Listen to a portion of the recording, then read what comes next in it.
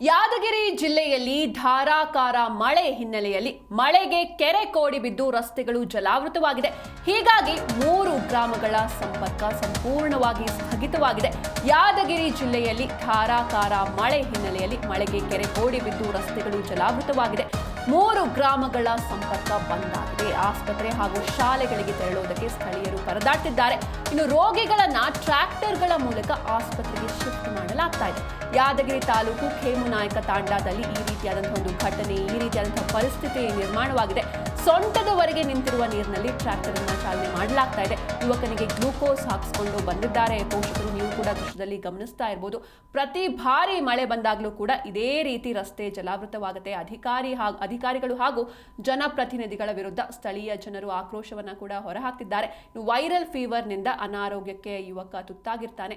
ಮಳೆಗಾಲದಲ್ಲಿ 3 ತಿಂಗಳು ವಿದ್ಯಾರ್ಥಿಗಳು ತೀವ್ರವಾದಂತಹ ಸಂಕಷ್ಟವನ್ನ ಎದುರಿಸ್ತಾರೆ. ಖೇಮುನಾಯಕ ತಾಂಡಾದ ಜನ ದಿನಸಿ ಆಸ್ಪತ್ರೆ ಅಥವಾ ಶಾಲೆ ಏನೇ ಬೇಕಿದ್ರೂ ಕೂಡ ಯರಗೋಳ ಗ್ರಾಮಕ್ಕೇನೆ ಬರಬೇಕು. ಸದ್ಯ ರಸ್ತೆ ಸಂಪೂರ್ಣ ಕೆರೆಯಂತೆ ಆಗಿರೋದ್ರಿಂದ ಟ್ರ್ಯಾಕ್ಟರ್ ಬಾಡಿಗೆ ಪಡೆದು ಬಾಡಿಗೆ ಟ್ರ್ಯಾಕ್ಟರ್ನಲ್ಲಿ ಜನರು ಇದೀಗ ಓಡಾಟವನ್ನು ನಡೆಸ್ತಾ ಇದ್ದಾರೆ. ಶಾಲೆಗೆ ಹೋಗಬೇಕು ಅಂದ್ರು ಇದೇ ಮಾರ್ಗದಲ್ಲೇ ಹೋಗಬೇಕು, ಅಥವಾ ದಿನಸಿ ಬೇಕು ಅಥವಾ ಆಸ್ಪತ್ರೆಗೆ ಹೋಗಬೇಕು ಅಂದ್ರೂ ಕೂಡ ಇವರು ಯರಗೋಳ ಗ್ರಾಮಕ್ಕೆ ಬರಬೇಕು. ಆದರೆ ರಸ್ತೆ ಸಂಪೂರ್ಣವಾಗಿ ಜಲಾವೃತವಾಗಿ ಕೆರೆಯಂತಾಗಿದೆ. ಹೀಗಾಗಿ ಟ್ರ್ಯಾಕ್ಟರ್ ಅನ್ನ ಬಾಡಿಗೆ ಪಡೆದು ಓಡಾಟವನ್ನ ನಡೆಸ್ತಾ ಇದ್ದಾರೆ ಅಲ್ಲಿನ ಜನರು.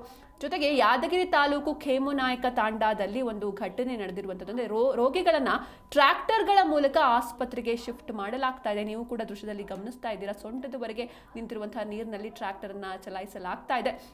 ಇನ್ನು ಯುವಕನಿಗೆ ವೈರಲ್ ಫೀವರ್ ಬಂದಿರುತ್ತೆ. ಹೀಗಾಗಿ ಆತನನ್ನ ತುರ್ತಾಗಿ ಆಸ್ಪತ್ರೆಗೆ ಕರ್ಕೊಂಡು ಹೋಗಬೇಕು.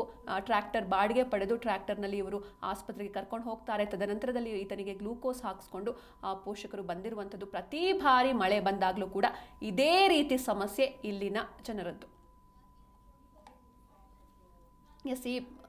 ಈ ಬಗ್ಗೆ ಹೆಚ್ಚಿನ ಮಾಹಿತಿಯನ್ನು ನೀಡ್ತಾರೆ ನಮ್ಮ ಯಾದಗಿರಿ ಜಿಲ್ಲೆಯ ಪ್ರತಿನಿಧಿ ವೀರೇಶ್ ರೆಡ್ಡಿ.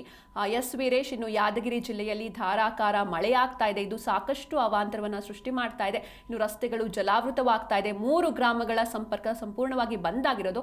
ಇನ್ನೊಂದು ಕಡೆ ಟ್ರ್ಯಾಕ್ಟರ್ಗಳನ್ನ ಬಾಡಿಗೆ ಪಡೆದು ಅದರಲ್ಲಿ ಆಸ್ಪತ್ರೆಗೆ ಜನರನ್ನ ಸಾಗಿಸಲಾಗ್ತಾ ಇದೆ. ಸೊ ಏನಿದು ಈ ರೀತಿ ಪರಿಸ್ಥಿತಿ ಯಾವ ರೀತಿ ಇದೆ ಯಾದಗಿರಿ ಜಿಲ್ಲೆಯಲ್ಲಿ ಅಂತ?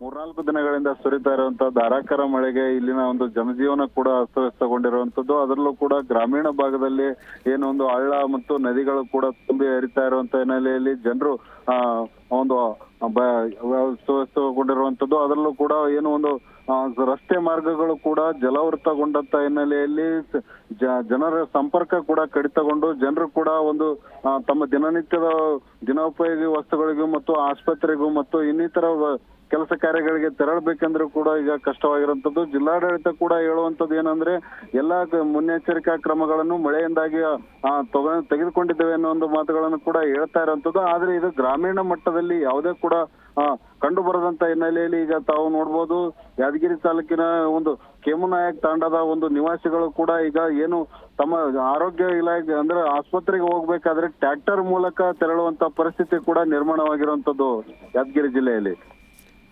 ವೀರೇಶ್, ಇನ್ನು ಇದೇನು ಇವತ್ತಿನ ಸಮಸ್ಯೆ ಅಲ್ಲ, ಪ್ರತಿ ವರ್ಷವೂ ಕೂಡ ಸ್ವಲ್ಪ ಹೆಚ್ಚಾಗಿ ಮಳೆ ಬಂದ್ರೆ ಈ ರೀತಿ ಆಗುತ್ತೆ. ಆದ್ರೂ ಕೂಡ ಶಾಶ್ವತ ಪರಿಹಾರ ಯಾಕೆ ಸಿಗ್ತಾ ಇಲ್ಲ ಅಂತ?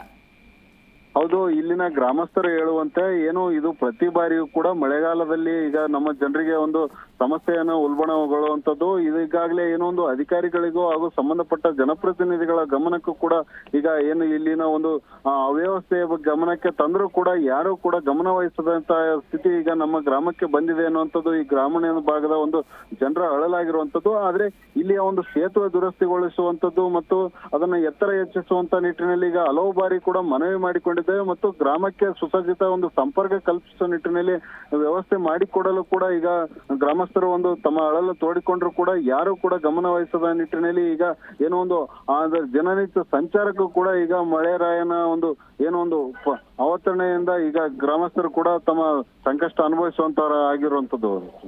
Okay, thank you Veeresh Reddy ನಿಮ್ಮೆಲ್ಲ ಡೀಟೇಲ್ಸ್ಗಾಗಿ.